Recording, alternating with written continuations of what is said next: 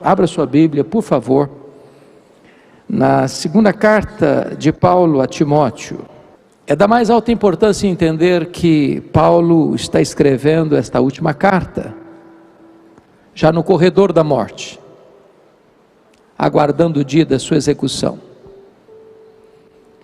E as palavras que vamos ler são as últimas palavras de Paulo registradas na Bíblia, antes do seu martírio. Daí a importância dessas palavras, a emoção que transborda dessas palavras. A igreja está sendo massacrada. Timóteo é jovem, tímido, doente, está até com vergonha de Paulo,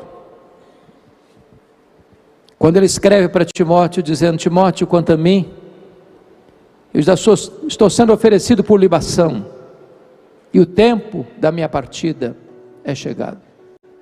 Combati o bom combate, completei a carreira, guardei a fé. Já agora a coroa da justiça me está guardada, a qual o Senhor reto juiz me dará naquele dia, e não apenas a mim, mas a todos quantos amam a sua vinda.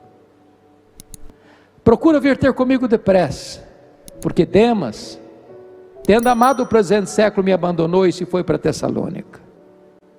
Crescente foi para Galácia, Tito para Dalmácia. Somente Lucas está comigo. Toma contigo Marcos e traze-o, pois me é útil para o ministério. Quanto a Tíquico, mandei-o até Éfeso.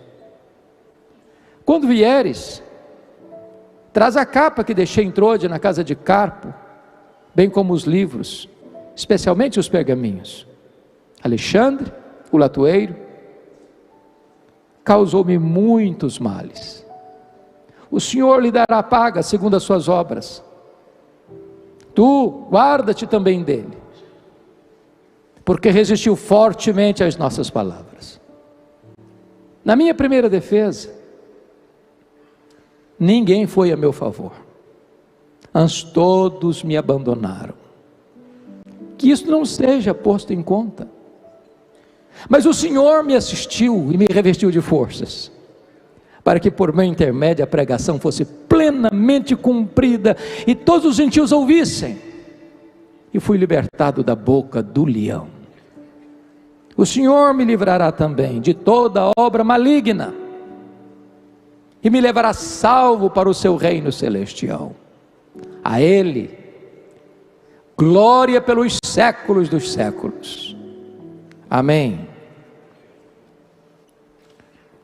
Eu quero pedir permissão a vocês para só voltar nesse texto, já no final então da minha fala, porque gostaria de apresentar a vocês nesta noite o apóstolo Paulo.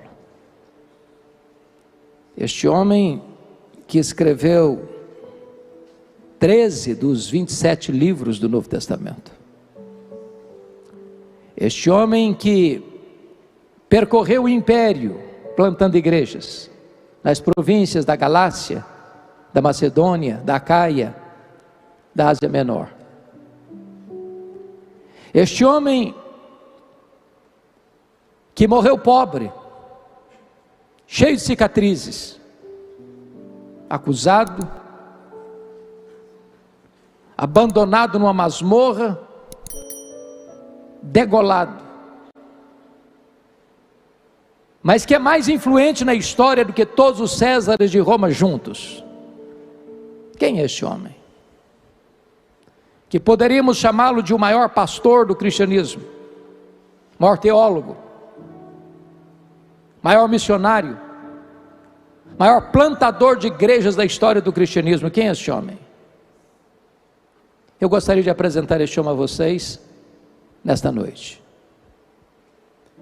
A primeira informação que podemos colher das Escrituras acerca dele está lá em Filipenses capítulo 3, versos 5 e 6. Ele foi circuncidado ao 8º dia, da linhagem de Israel, da tribo de Benjamim, hebreu de hebreus, quanto à lei fariseu, quanto ao zelo perseguidor da igreja. Ele era um judeu puro sangue. Somos informados a partir de Atos 22:3, que ele nasceu em Tarso da Cilícia, portanto cidadão romano por direito de nascimento, e foi enviado para Jerusalém, onde morava sua irmã, para aprender aos pés do grande mestre Gamaliel, sobrinho, neto do famoso Rabino Hilel, para tornar-se um dos grandes líderes do judaísmo. Gálatas 1,14 nos informa que ele demonstrou-se zeloso da lei e destacou-se entre os seus pares, pelo zelo que ele tinha pela tradição farisaica. Tornou-se um homem forte, de um conhecimento enciclopédico, poliglota, candidato a ser o grande líder do judaísmo do primeiro século. Porém, na mesma medida que Saulo se fortalecia em Jerusalém, um outro rabino crescia também em Israel, não na decantada Jerusalém, não perlustrando os bancos de uma academia teológica, mas numa pequena cidade, numa desprezada cidade, com as mãos calejadas na urdidura da luta de uma carpintaria. Este rabino da Galiléia, aos 30 anos, deixa Nazaré, vai ao Jordão, é batizado por João Batista, dá início ao seu ministério, e diz a Bíblia que ele ensinava não como os escribas, não como os fariseus, mas ensinava com autoridade. Os cegos viam, os surdos ouviam, os mudos falavam, os coxos andavam, os mortos ressuscitavam.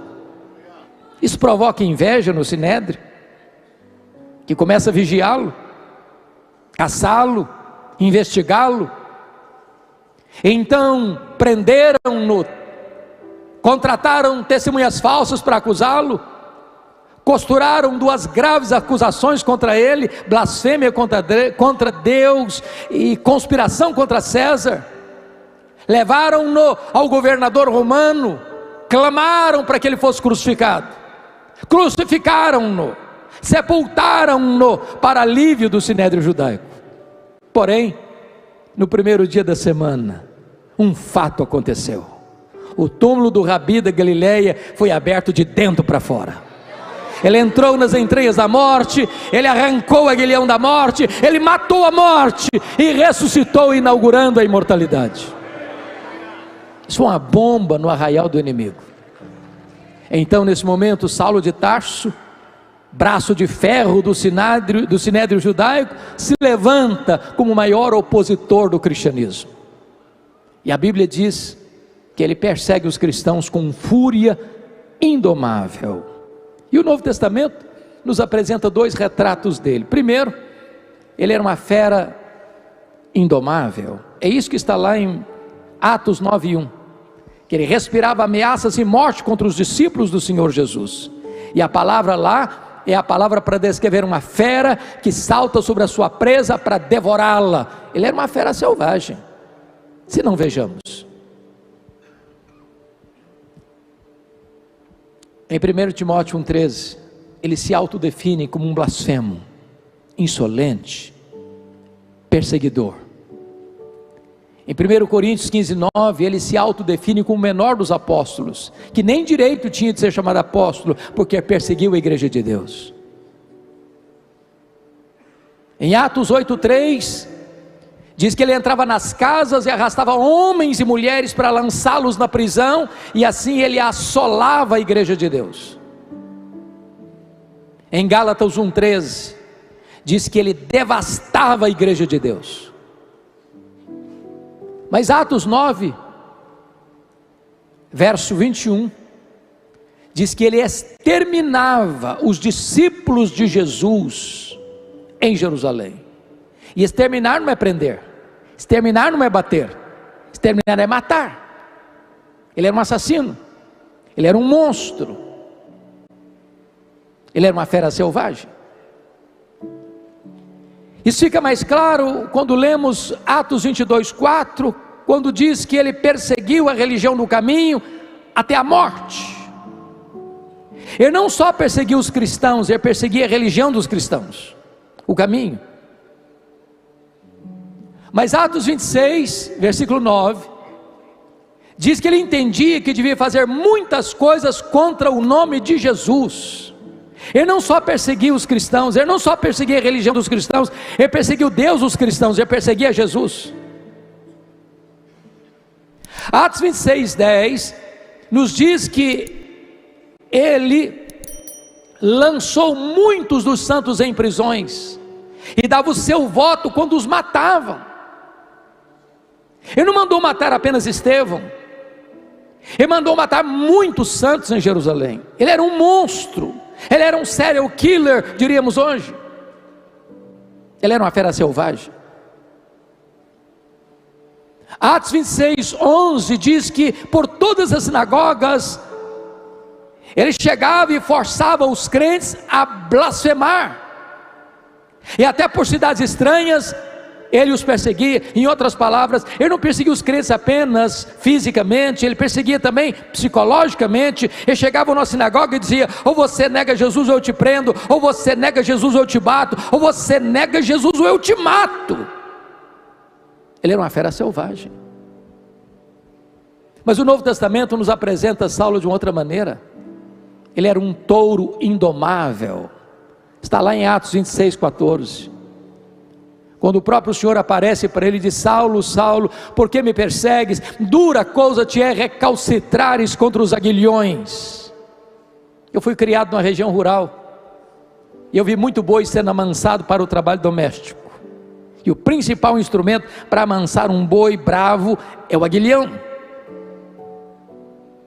Às vezes imaginamos que o Espírito Santo só começou a trabalhar em Saulo lá no caminho de Damasco. Isso não é uma verdade. Todas as vezes que Saulo entrava numa casa e arrastava homens e mulheres para a cadeia, todas as vezes que Saulo entrava numa sinagoga, não respeitando o lugar sagrado, e forçava os crentes a blasfemar, e em vez desse crente blasfemar, preferia morrer por causa da sua fé, era o Espírito Santo picando a consciência desse homem, era o Espírito Santo ferroando esse touro bravo. Mas esse touro bravo não quer ser amansado, até o dia que o domador de touro bravos, quando ele vai furiosamente prender os cristãos em Damasco, joga esse touro bravo no chão e grita: Saulo, Saulo, por que me persegues? Dura coisa te é recalcitrares contra os aguilhões. O touro bravo está caído, o touro bravo está vencido, o maior perseguidor do cristianismo está convertido. Fecha-se aqui o primeiro capítulo da sua história, abre-se um novo capítulo na sua vida. A preparação de Saulo para o ministério. Diz a Bíblia que ele foi levado cego do caminho de Damasco até a casa de Judas, na rua direita, em Damasco. E Atos 9,13 diz que o Senhor fala a um discípulo lá em Damasco, chamado Ananias: vai lá, Ananias, na rua direita, na casa de Judas, impõe as mãos sobre Saulo, para que ele possa ser curado. E Ananias responde: mas Senhor, nós temos ouvido falar tanto mal desse homem, quantos males ele tem feito aos teus servos em Jerusalém. Mas o Senhor disse: vai, ele é para mim um vaso escolhido, eu enviarei para longe aos gentios, e eu lhe mostrarei o quanto importa sofrer pelo meu nome. Ananias vai e impõe as mãos sobre ele, ele fica curado, ele volta a ver. Então diz a Escritura que ele é batizado e fica cheio do Espírito Santo. Agora abra sua Bíblia comigo, por favor, em Atos 9:20. Logo depois que foi curado, batizado, revestido com o Espírito Santo, está escrito em Atos 9:20 que ele passou a pregar nas sinagogas de Damasco, afirmando que Jesus é o Filho de Deus. Por favor, confira agora Atos 9:22. Saulo mais e mais se fortalecia, confundindo os judeus, demonstrando que Jesus é o Cristo. Eu pergunto a vocês: há alguma diferença entre o que ele fez no verso 20 para o que ele fez no verso 22? No verso 20, ele afirma que Jesus é o Filho de Deus. Mas no verso 22, ele demonstra que Jesus é o Messias, que Jesus é o Cristo. E demonstrar é provar uma tese detalhada, meticulosa e exaustivamente. Há uma profunda diferença. A pergunta é: quanto tempo durou entre o que ele fez no verso 20 para o que ele fez no verso 22? Atos não responde esta pergunta. A resposta está em Gálatas capítulo 1, versículos 13 a 18. E somos informados aí que logo que ele foi convertido, ele não sobe para Jerusalém, onde estavam os apóstolos, ele vai para a Arábia, e fica na Arábia 3 anos, e depois de 3 anos, conforme Gálatas 1,18, ele volta outra vez para Damasco. A pergunta é: o que ele ficou fazendo 3 anos na Arábia? E a resposta é: um seminário intensivo com o Senhor Jesus. Se Jesus investiu 3 anos nos apóstolos, em Jerusalém ou em Israel, Jesus investe 3 anos em Saulo, na Arábia. Nesses 3 anos, Saulo releu o Antigo Testamento, e ele releu o Antigo Testamento, e ele releu o Antigo Testamento, e chega a uma conclusão: aquele Jesus que ele perseguira, de fato, é o Messias. Convencido dessa verdade, Gálatas 1,18 diz que retorna outra vez para Damasco, e aí que se encaixa o verso 22. Saulo mais e mais se fortalecia, confundindo os judeus, demonstrando, provando que Jesus é o Cristo, que Jesus é o Messias. O que acontece com ele? Os judeus querem matá-lo. Ele tem que fugir de noite, dentro de um cesto, muralha abaixo. Para onde ele vai agora? Confira comigo Atos 9,26. Agora ele sobe para Jerusalém.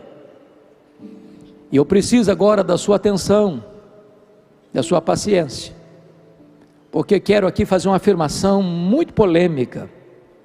Quero defender uma tese, e a tese que eu quero defender é que quando Saulo sobe aqui para Jerusalém, ele está governado ainda pela velha aliança. Às vezes nós imaginamos, irmãos, que Saulo foi poderosamente usado por Deus desde a sua conversão. Isso não é verdade. Saulo teve que aprender uma verdade gloriosa, que nós chamamos de nova aliança. Verdade essa que o próprio Paulo ensinou na sua segunda carta aos Coríntios, a partir do capítulo 2, versículo 14, quando diz: graças, porém, a Deus, que em Cristo sempre nos conduz em triunfo, e por meio de nós manifesta a fragrância do seu conhecimento, tanto nos que são salvos, como nos que se perdem. Para esse, cheiro de morte para morte, para aqueles aroma de vida para vida. Mas quem, porém, é suficiente para essas coisas? A pergunta fica no ar no capítulo 2, versículo 16, de 2 aos Coríntios, mas a resposta só chega no capítulo 3, versículos 4 a 6, quando ele diz que a nossa suficiência vem de Deus. Isso é nova aliança. O que é velha aliança? Quando Moisés desceu do Monte Sinai com as tábuas da lei, o povo disse: tudo que o Senhor falou, nós faremos. Pergunta: fizeram? Resposta: não. Por que não fizeram? Faltou-lhes sinceridade? Não, faltou-lhes poder. Na velha aliança tudo depende de nós, nada depende de Deus. Mas na nova aliança tudo depende de Deus, nada depende de nós. Então a tese que eu vou levantar é esta: quando Saulo sobe para Jerusalém, ele está governado pela velha aliança. Por que afirmo isso? Primeiro, quando Saulo sobe para Jerusalém, ele sobe com a seguinte ideia: eu vou ser o grande líder da igreja de Jerusalém. Por que pensa isso?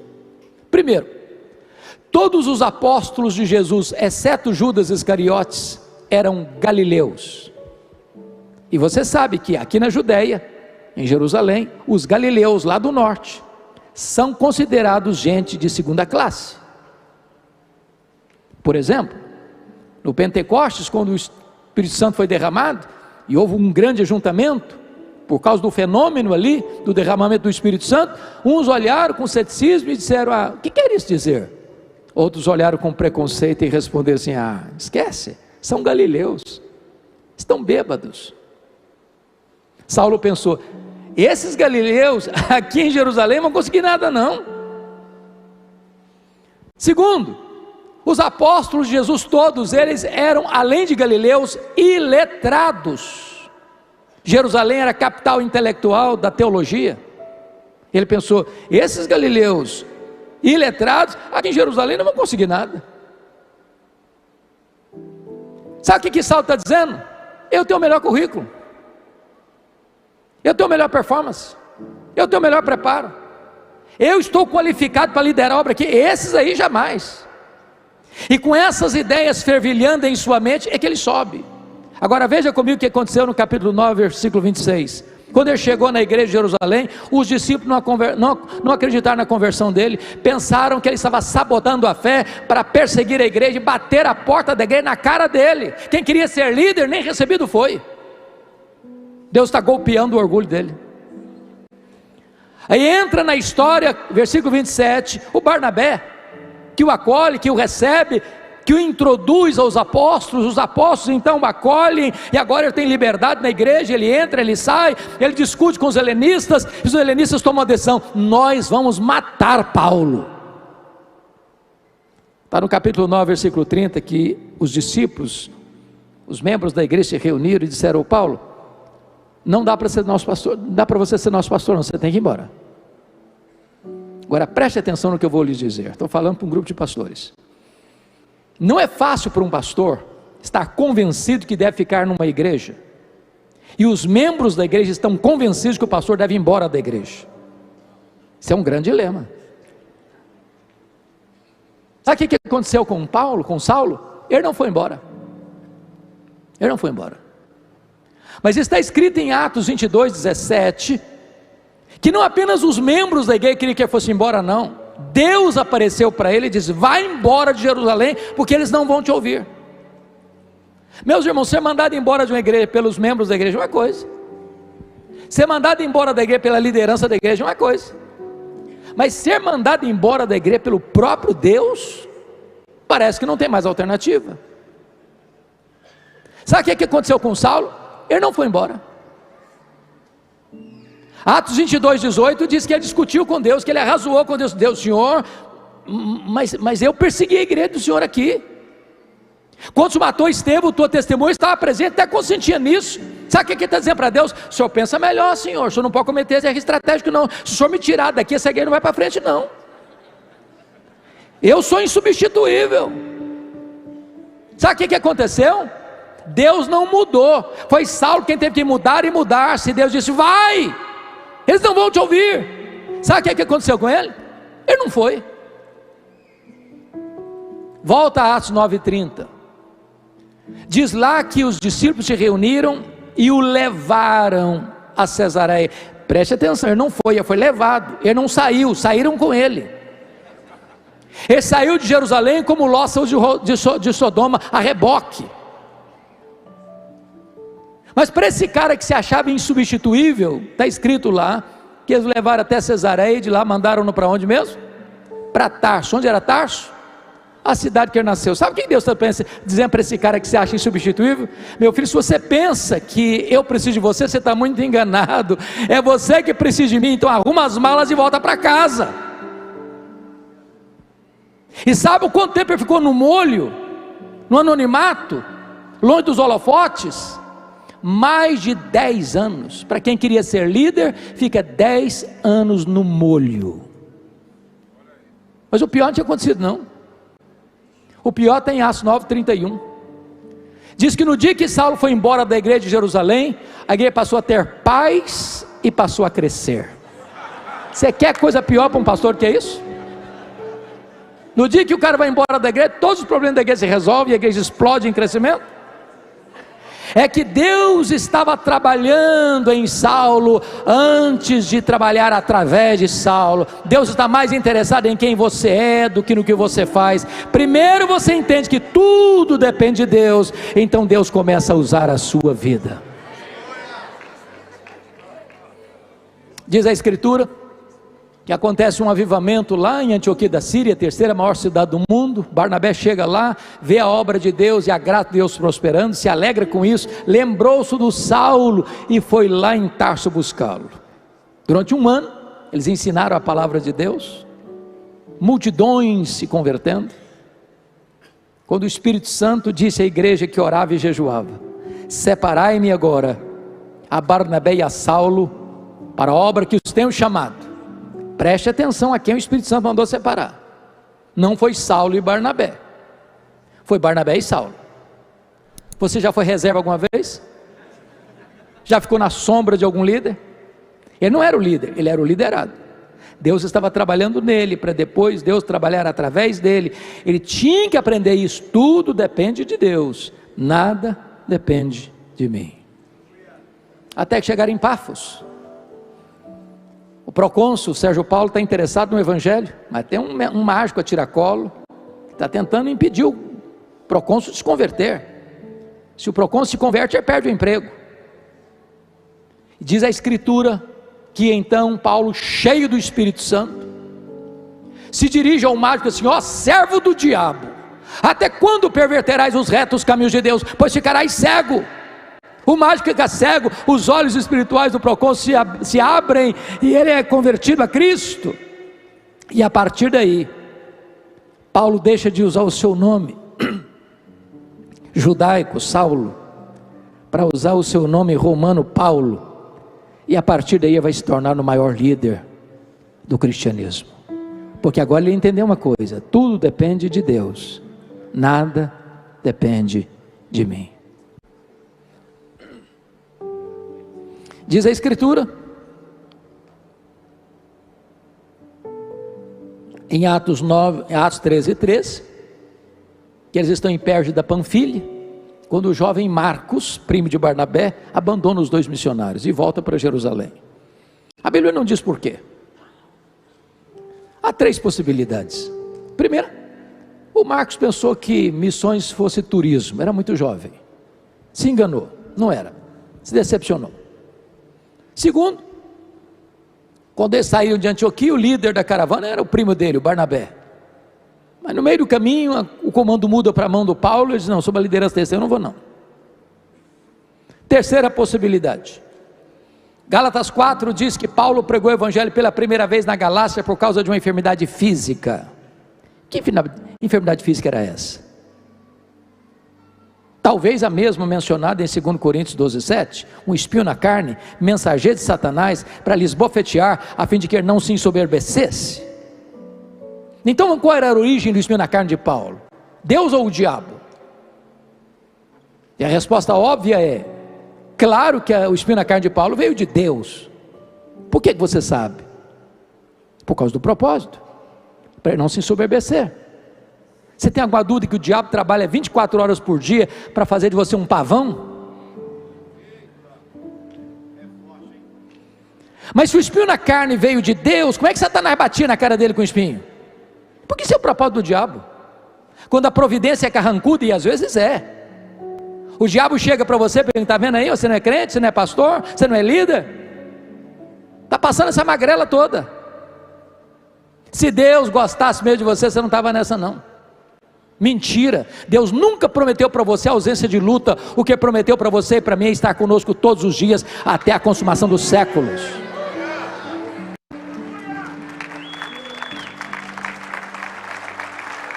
Diz a escritura então, é provável que o Marcos deve ter pensado assim: eu estou muito novo para ficar doente, porque perto da Panfilha era uma região alagadiça, pantanosa, com forte incidência de malária. Provavelmente Paulo pega uma malária aqui, e afetava inclusive a visão, porque quando ele chega lá, os crentes da Galácia, se possível, arrancariam os próprios olhos para dá-los a Paulo. Ele deve ter pensado: eu estou muito novo para ficar doente, vamos embora, vou ficar aqui não. Então diz a Bíblia que Paulo deixa essa região pantanosa, alagadiça, sobe as montanhas do Cáucaso e chega na Galácia do Sul, Antioquia da Pisídia, Icônio, Derbe e Listra, e ali planta igrejas com lágrimas, com sangue, mas deixa igrejas plantadas e liderança estabelecida.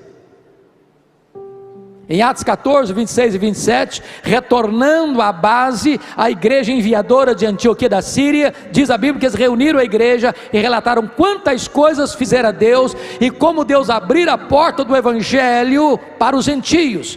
Notinha de rodapé: tem espaço para testemunho na igreja, mas não tem espaço para projeção humana na igreja. Eles não relataram quantas coisas fizeram eles, relataram quantas coisas fizera Deus. Quem faz a obra é Deus, nós somos apenas os instrumentos.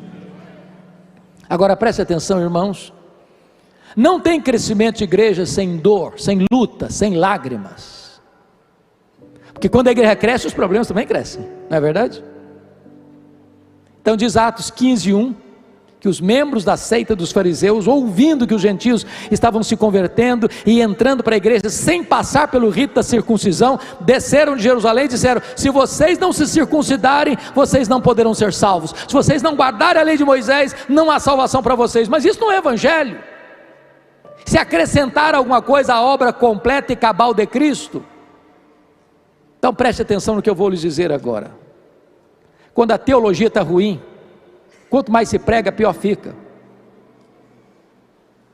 Então a igreja precisou se reunir, os apóstolos, os presbíteros, para realinhar a doutrina da igreja à luz das Escrituras.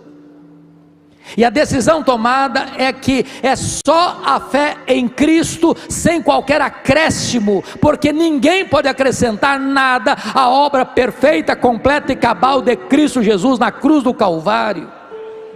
A decisão foi tomada, a decisão foi escrita, a decisão foi comunicada às igrejas. Agora o caminho estava aberto para retorno da segunda viagem missionária. Veja comigo Atos 15:36. Paulo chega para Barnabé e diz: Barnabé, vamos voltar? Vamos visitar as igrejas que nós plantamos? Barnabé diz: vamos, Paulo. Só um detalhe, eu estou querendo levar o Marcos conosco, o meu primo. Paulo diz assim: eu não acho justo levarmos aquele que nos abandonou desde perto da Panfilha. Eu acho bonito o relato porque está muito polido, né? Muito polido. Mas diz a Bíblia que houve tal desavença entre Paulo e o Barnabé por causa do Marcos, vocês não caminharam juntos mais. Então me permita parafrasear o que eu acho que aconteceu. Acho que foi mais ou menos o seguinte: Paulo, todo animado, chegou: Barnabé, que decisão maravilhosa que o Concílio de Jerusalém tomou. O caminho está aberto, meu irmão, vamos voltar? Vamos sim, Paulo, eu também estou animado. Mas você está lembrado do meu primo? Mas é claro, né, Barnabé, que eu estou lembrado do seu primo. Ô Paulo, deixa eu te falar, eu estou com vontade de levá-lo de novo com a gente. Paulo fechou a cara. Você está de brincadeira, né, Barnabé? Não, Paulo, eu acho que agora ele amadureceu. Pois é, Barnabé, comigo esse rapaz não vai não. Ô Paulo, mas vamos dar uma chance para ele. Comigo ele não vai, Barnabé. Ô Paulo, você está sendo radical. Comigo ele não vai, Barnabé. E pronto, chega. Houve tal desavença entre os dois que não caminharam juntos mais. Agora já pensou comigo se não tivesse um Barnabé na vida do Marcos? Você já foi descartado alguma vez? Persona não grata alguma vez?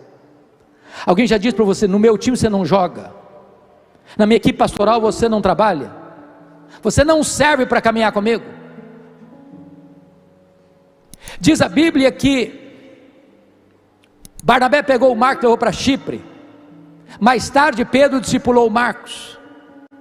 O primeiro evangelho a ser escrito não é Mateus, é Marcos.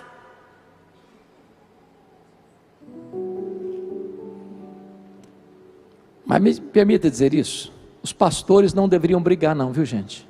Mas às vezes brigam, às vezes se dividem.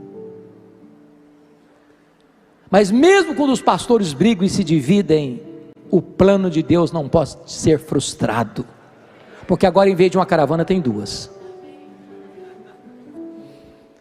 Paulo pega Silas, profeta da igreja de Jerusalém, e quer ir para a Ásia. Deus: não é para a Ásia, você vai não, impediu. O Espírito Santo impediu de ir para a Ásia. Ele escuta a voz de um varão macedônio: passa Macedônia, ajuda-nos. Ele entrou na Europa, ele entrou no Ocidente, ele entrou na Macedônia, e isso tem uma importância missionária vital para você e para mim. É por isso que você e eu estamos aqui nesta noite, e não mergulhados nas densas trevas do paganismo. Louvado seja o Senhor.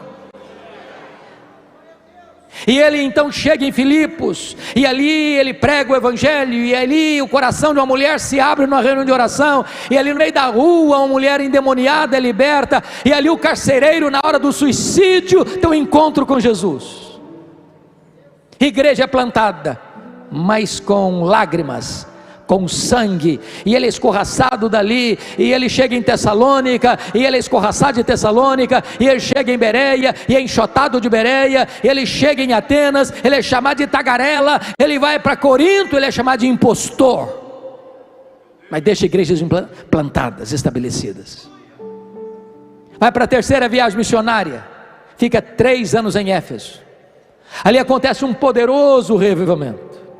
Irmãos, eu confesso que toda vez que eu leio Atos 19 e 20, meu coração pula, salta no meu peito, porque para mim não tem explicação do milagre que aconteceu ali. Uma cidade de mais de 300 mil habitantes na época, uma das maiores metrópoles do mundo. Chega um pastor sem rádio, sem televisão, sem jornal, sem Bíblia impressa, sem zap, sem nada do que nós temos hoje, e esse camarada implementa de tal maneira o evangelho ali, planta as raízes do evangelho ali de tal forma, que diz a Bíblia, que a idolatria da cidade, que hospedava uma das 7 maravilhas do mundo antigo, o templo de Diana, recua, a feitiçaria recua, porque os mágicos se convertem, queimam seus rios em praça pública, e a palavra de Deus prevaleceu na cidade. Igrejas são plantadas em toda a província, como Esmirna, Pérgamo, Tiatira, Sardes, Filadélfia, Laodiceia, Colossos e Herápolis, um grande reavivamento espiritual. Agora Paulo está voltando para Jerusalém, porque antes dele sair para a obra missionária, os colunas da igreja de Jerusalém, Gálatas 2:10, disseram para ele assim: você pode ir, Paulo, para os gentios, mas, por favor, não se esqueça dos pobres. Pastor Júnior, eu fiquei muito comovido e edificado pelo seu testemunho, porque tem muita gente hoje que tem os extremos. Eu me importo com a salvação da alma, é isso só que eu me importo. Outros não, eu me importo em encher a panela do pobre, é só isso que eu me importo. O evangelho é integral, não tem separação entre obra missionária e ação social.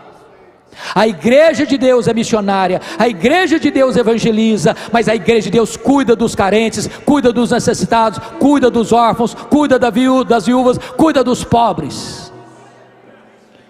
E diz a escritura que no governo de Cláudio, ano 41 a 54, houve uma grande fome no mundo, os judeus foram expulsos de Roma, diz a escritura em Atos 18:2, e voltam para a Judeia, sem terras, sem casas, sem plantações, sem renda. O que Paulo faz? Faz um grande levantamento de ofertas para os pobres, nas igrejas gentílicas da Galácia, da Macedônia, da Acaia, da Ásia Menor. Quando ele está voltando para Jerusalém, levando esta oferta, ele para em Mileto para conversar com os presbíteros de Éfeso e diz assim para eles: olha, meus irmãos, o Espírito Santo está me mostrando que eu vou enfrentar pela frente são cadeias e tribulações, mas em nada eu considero a vida preciosa para mim mesmo, contanto que eu complete a minha carreira e o ministério que eu recebi do Senhor Jesus, para testemunhar o evangelho da graça de Deus. Quando ele chega e desembarca em Cesareia Marítima, o profeta Ágabo desce de Jerusalém, prende-o com o cinto e diz: é isso que vai acontecer com você em Jerusalém. Os crentes tentaram demover ele: não, Paulo, não vai não, você vai ser preso lá. Está dizendo: o que vocês estão pensando? Eu estou pronto não só a ser preso, eu estou pronto a morrer por Jesus em Jerusalém. E ele foi, entregou as ofertas e foi preso mesmo. Os judeus querem matá-lo. 40 judeus entram em voto de anátemas, e nós não vamos comer, nós não vamos beber enquanto não matarmos Paulo. A notícia vaza, chega em Paulo, e naquela mesma noite Paulo é trasladado de Jerusalém para Cesareia Marítima, onde estava o quartel-general de Roma em Israel. E Paulo fica 2 anos sendo acusado pelos judeus, sob a égide dos governadores Félix e Festo. Na mudança de governo, de Félix para Festo, o Sinédrio tenta corromper o governador. Diz: seu governador, esse prisioneiro que está aí, o Paulo, está no fórum errado. O fórum legítimo não é Cesareia. O problema desse camarada aí é religioso. O fórum legítimo tem que ser julgado não é lá não é comarca de Cesareia, não é comarca de Jerusalém. Manda esse prisioneiro para cá, nós é que somos o fórum competente para julgá-lo.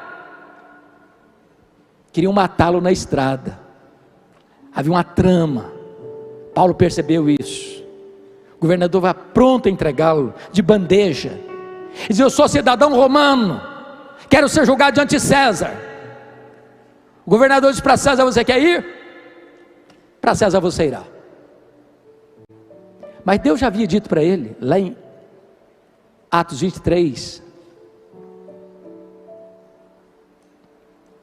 Versículo 11: coragem, Paulo, assim como você deu testemunho em Jerusalém, eu quero que você dê testemunho em Roma. Deus o queria em Roma, Paulo queria ir para Roma. Quando ele parte para Roma, ele enfrenta um naufrágio. Você pode entender isso? Se Deus me quer em Roma, se eu quero ir para Roma, o que é que eu espero? Uma viagem de céu de brigadeiro, de mares serenos e calmos. Aquele navio se despedaça todo. Na hora do maior desespero, um anjo aparece para Paulo no navio e diz: coragem, Paulo, tem bom ânimo, ninguém vai morrer. Eu entreguei toda essa gente nas suas mãos, mas é necessário que vocês vão dar numa ilha. E aqui tem a oração mais óbvia que eu encontro na Bíblia. Sabe qual foi a oração que fizeram? Lá em Atos 27, oraram para o dia amanhecer. Meus irmãos, se você orar, o dia amanhece. Se você não orar, amanhece do mesmo jeito. Do mesmo jeito. Mas tem hora que a noite é tão escura, que você diz: meu Deus, ou a luz chega, ou eu pereço. Quando amanheceu o dia, amanheceu a solução, porque eles avistaram terra, era a ilha de Malta, e diz a Bíblia que os malteses as aguardava com a grande fogueira, porque estava chovendo, fazendo frio. E diz a Bíblia que o único que quis manter a fogueira acesa foi Paulo. Foi catar uns gravetos, tinha 276 pessoas no navio, e ele foi jogar um punhado de graveto na fogueira, e brota do fogo uma víbora e prende na mão do Paulo. Aquela cobra tinha 276 outras opções para morder, foi morder logo na mão do Paulo. Os malteses gritaram logo: é um assassino, tem se livrado do mar, a justiça não deixa viver, vai cair, vai inchar, vai morrer. Não caiu, não inchou, não morreu, mudar de opinião, é um Deus. Não, agora não é nem um assassino, nem um Deus, é o servo do Deus vivo. Na verdade não foi a tempestade que levou Paulo para Malta, não, foi a mão da providência de Deus. O pai do prefeito estava doente, Paulo orou por ele, ele foi curado. Os demais enfermos vieram e ele orou por eles, eles foram curados. E diz a Bíblia que depois dos 3 longos meses de inverno, os malteses mandaram Paulo para Roma com todas as suas necessidades supridas. Mas ele chegou em Roma, não como sonhara chegar, como missionário, para ser enviado pela igreja para a Espanha. Chegou preso, chegou algemado, mas ele escreve em Filipenses 1,12 assim: meus irmãos, eu quero que vocês saibam que as coisas que me aconteceram têm antes contribuído para o progresso do Evangelho. Dá vontade de encostar bem pertinho de Paulo e perguntar: ô Paulo, que coisas aconteceram com você? Ele poderia resumir para nós, pastor Josué, dizendo assim: olha, eu fui perseguido em Damasco, eu fui rejeitado em Jerusalém, eu fui apedrejado em Listra, eu fui açoitado em Filipos, eu fui escorraçado de Tessalônica, eu fui enxotado de Bereia, eu fui chamado de tagarela em Atenas, eu fui chamado de impostor em Corinto, eu enfrentei feras em Éfeso, eu fui preso em Jerusalém, eu fui acusado em Cesareia, eu enfrentei um naufrágio para Roma, eu fui picado por uma cobra em Malta. Mas eu quero dizer para vocês que as coisas que me aconteceram têm antes contribuído para o progresso do Evangelho. Esse homem não crê em acaso, esse homem não crê em sorte, esse homem não crê em azar, esse homem não crê em determinismo cego, esse homem não crê em olho gordo, esse homem sabe que a mão de Deus dirige o seu destino. Porque ele estava preso em Roma, diz ele que 3 coisas aconteceram, está lá em Filipenses 1. Primeiro, as igrejas foram mais encorajadas a pregar. Quando a igreja viu Paulo preso, trabalhando, eles se mexeram. Ray Stedman, de saudosa memória, disse que um dos melhores métodos para levar a igreja ao crescimento, e eu não gosto desse método, é botar os pastores na cadeia. Se os pastores forem presos, a igreja vai se mexer. Segunda coisa, ele diz: pelo fato de ele estar preso, toda a guarda pretoriana tomou conhecimento das suas cadeias em Cristo. O que era a guarda pretoriana? Era a guarda de elite do imperador. Eram 16 mil soldados de escol, de alta patente. Se Paulo estivesse solto, ele jamais teria alcançado a elite militar de Roma. Mas porque era prisioneiro de César, todo dia em 3 turnos tinha um soldado da guarda pretoriana algemado com ele. E o que Paulo fez? Evangelho neles, evangelho neles, evangelho neles. O cara não podia nem fugir porque estava preso com ele, prisioneiro, algemado com ele. Depois de 2 anos em rodízio, toda a guarda pretoriana estava evangelizada. Isso é conspiração divina. Tanto é fato que no capítulo 4, versículo 22, Paulo escrevendo para os filipenses diz: os santos vos saúdam, especialmente os da casa de César. Porque Paulo estava preso, não podendo visitar as igrejas. O que ele faz? Começa a escrever cartas, as cartas da primeira prisão, Efésios, Filipenses, Colossenses, Filemon. Se Paulo estivesse solto, talvez nós não teríamos essas joias na nossa Bíblia. Meu irmão, quando você pensa que a coisa está sem rumo, ou de ponta cabeça, Deus está escrevendo o capítulo mais importante da sua história. Bendito seja Deus. Mas, meus amados irmãos, chega o dia 17 de julho do ano 64, porque desta prisão Paulo orou para sair e saiu. Não saiu para se aposentar, nem para vestir um pijama, nem para deitar numa cadeira de balanço. Escreva o que eu vou e anote o que eu vou lhe dizer agora. Não tem aposentadoria no reino de Deus. Não tem aposentadoria no reino de Deus. Enquanto você tiver um fiapo de vida e fôlego nos seus pulmões, você está convocado a fazer a obra de Deus. Paulo saiu da primeira prisão dos anos 61, 62 para fazer a 4ª viagem missionária. Deixou Timóteo em Éfeso, deixou Tito em Creta, passou por Nicópolis, certamente foi à Espanha como era seu propósito. Mas no dia 17 de julho, uma tragédia acontece, do ano 64. A cidade de Roma, maior cidade do mundo, com mais de 1 milhão de habitantes, foi criminosamente incendiada. 7 noites, 6 dias de incêndio, de 17 de julho a 24 de julho. Quando o incêndio acabou, 70% da cidade destruída. Dos 14 bairros, 10 deles destruídos. Os 4 bairros restantes, densamente povoados por judeus e cristãos, dão a Nero um álibi para botar a culpa do incêndio de Roma nos cristãos, e começa um massacre aos cristãos. Faltou madeira para fazer cruz, tamanha quantidade de crentes crucificados. Quando não tinha mais madeira, os crentes eram cobertos de piche, amarrados nos postes e queimados vivos para iluminar as noites de Roma. A essas alturas, Paulo era o maior líder do cristianismo no Ocidente. Ele começa a ser procurado, caçado, até que bota a mão nele. Talvez em Troade, na casa de Carpo. Não deu para pegar os livros, nem sua capa, nem seus pergaminhos. E agora ele é jogado na masmorra Mamertina, um lugar sujo, imundo, sombrio, frio, insalubre, de onde as pessoas saíam leprosas ou para o martírio.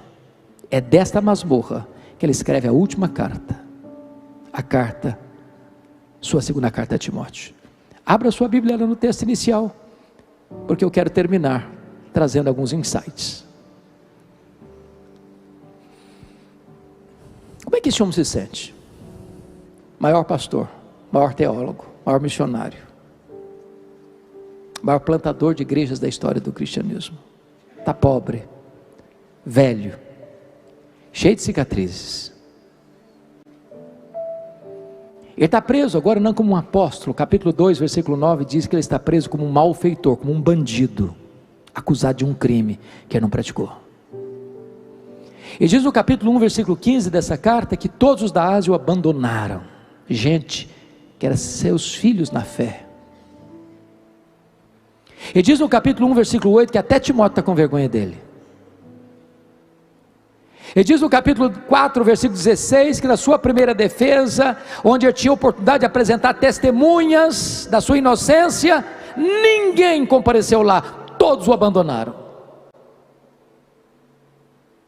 Como é que esse homem se sente nesse cenário?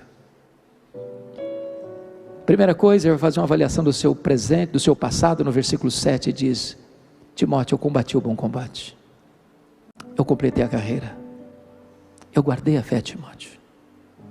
Não foi amenidade, foi combate mesmo. Eu não larguei a obra no meio do caminho, não, eu completei minha carreira. Eu não negociei princípios e valores, eu guardei a fé. E vai fazer uma avaliação do seu presente no versículo 6. Ô Timóteo, Roma vai me matar, mas na verdade eu que vou me entregar, Timóteo. Não vou me entregar para Roma não, Timóteo, vou me entregar para Deus como oferta de libação ao Senhor. Não vou morrer não, Timóteo, eu vou é partir. Essa palavra partida significa tirar o fardo das costas de alguém. Sabe o que é morrer para um crente? É descansar das suas fadigas. Apocalipse 14:13. Essa palavra significa desatar um bote, atravessar para o outro lado do rio. Sabe o que é morrer para um crente? Fazer a última viagem rumo à pátria celestial. Essa palavra partida significa afrouxar as estacas de uma barraca e mudar para sua casa permanente. Sabe o que é morrer para um crente? É mudar de endereço e ir para a casa do Pai. Paulo não está com medo de morrer, porque sabe em quem tem crido e sabe para onde está indo. Paulo vai fazer uma avaliação do seu futuro no versículo 8, dizendo: Ô Timóteo, Nero me considerou culpado, eu vou ser degolado, Timóteo, mas isso não me importa não. O que me importa é que o reto juiz, diante de quem eu e todos vão comparecer, já me justificou. Eu estou quites com a justiça de Deus, eu estou quites com a lei de Deus, já nenhuma condenação pesa sobre mim mais, Timóteo. Então eu estou indo na verdade a receber a coroa da justiça, Timóteo. Mas eu fecho dizendo o seguinte: Paulo não era um super crente, nem um super homem.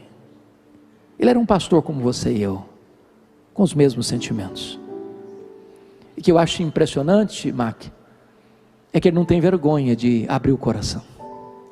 No final da vida, um pastor experiente, e dizer os dramas que ele está vivendo. Primeiro, o drama da solidão. Versículo 9: procura vir ter comigo depressa. Todo pastor precisa de um amigo, um confidente, alguém para quem abrir o coração. Gente precisa de Deus, mas gente precisa de gente. Segundo, ele vai mostrar para nós o drama do abandono. Demas, amando o presente século, me abandonou. Não é fácil ser abandonado no final da vida por alguém em quem você investiu. Terceiro, ele vai compartilhar conosco o drama da traição. Versículo 14 e 15: Alexandre, o latueiro, causou-me muitos males. Fui traído, puxaram o meu tapete, me apunhalaram pelas costas. Alexandre delatou Paulo, culminando na sua segunda prisão, seu consequente martírio. Quarto, ele está lidando com o drama das privações. 3 privações. Primeiro, privação emocional. Ele está precisando de gente do lado dele. Segundo, privação mental. Ele pede os seus livros e os pergaminhos. Me impressiona isso, porque Paulo está morrendo, ele está no corredor da morte, quer estudar mais. Tem gente que passa a vida inteira sem estudar nada. Mas ele está enfrentando privação física. Preste atenção nisso. O maior pastor do cristianismo, na velhice, na chegada do inverno, não tem sequer uma capa surrada para vestir e cobrir o seu corpo. Às vezes você murmura tendo casa, tendo cama, tendo comida, tendo roupa. O maior pastor do cristianismo não tem uma capa velha para usar, para cobrir seu corpo, na chegada do inverno. Mas pior do que tudo, ele está enfrentando o drama da ingratidão. Versículo 16: na minha primeira defesa, ninguém foi a meu favor. Ele esperava que tivesse muita gente para dizer: esse homem não é criminoso, esse homem não é bandido, esse homem não é malfeitor, esse homem não está por trás do incêndio de Roma, esse homem é portador de boas novas, de boas notícias. Ninguém apareceu. E ele foi condenado à revelia. Por ser cidadão romano, não foi crucificado como Pedro, foi condenado a ser degolado. Mas algo glorioso está no verso 17. A despeito do abandono dos homens, ele diz: mas o Senhor me assistiu e me revestiu de forças, para que por meu intermédio a pregação fosse plenamente cumprido. O que importa não é o obreiro, é a obra. O que importa não é o evangelista, é o evangelho. Deus sepulta os seus obreiros, mas sua obra continua. Quis Deus, irmãos, que o desfecho da vida de Paulo não estivesse escrito. Quis Deus. Mas eu vejo, pastor Júnior, pastor Josué, esta cena diante dos meus olhos. Eu fico imaginando o dia que o carrasco de coração de pedra recebe na sua mesa um pedaço de couro com o nome do prisioneiro que deveria ser executado naquele dia. Eu vejo esse homem se levantando com um pesado molho de chaves na mão, uma tocha de fogo na outra mão, com passadas pesadas e largas por aqueles corredores sombrios daquela masmorra. Eu vejo esse carrasco abrindo aquela porta de ferro e entrando na masmorra escura com a tocha de fogo na mão e gritando: prisioneiro Paulo, prisioneiro Paulo, prisioneiro Paulo. E lá do fundo da masmorra o velho responde: sou eu estou aqui. Ele é acorrentado, ele é arrancado da masmorra, ele é levado ao local da execução. Era o prisioneiro mais importante, acusado do crime mais grave. E o prisioneiro deve ter lhe perguntado: e aí, você quer dizer algumas coisas antes de morrer? Esperando que ele falasse das dores, das mágoas, das injustiças. Eu acho que o velho apóstolo respondeu: eu quero sim dizer algumas coisas antes de morrer. E naquele momento, o veterano apóstolo ergue os olhos aos céus e diz a ele: ao Senhor Jesus, glória pelos séculos dos séculos, amém. Botou a cabeça no cepo, a espada de Roma tosou-lhe a cabeça para um lado, corpo para o outro. Tombou na terra como um mártir, foi recebido no céu como um príncipe. É este homem que desafia o meu e o seu coração nesta noite a vivermos na presença de Deus e para a glória de Deus. É este homem que tem autoridade de dizer para você e para mim: sede meus imitadores, como eu sou de Cristo. Que Deus cure o nosso coração, que Deus reavive o nosso coração, que Deus nos dê paixão restauradora pelo nosso ministério.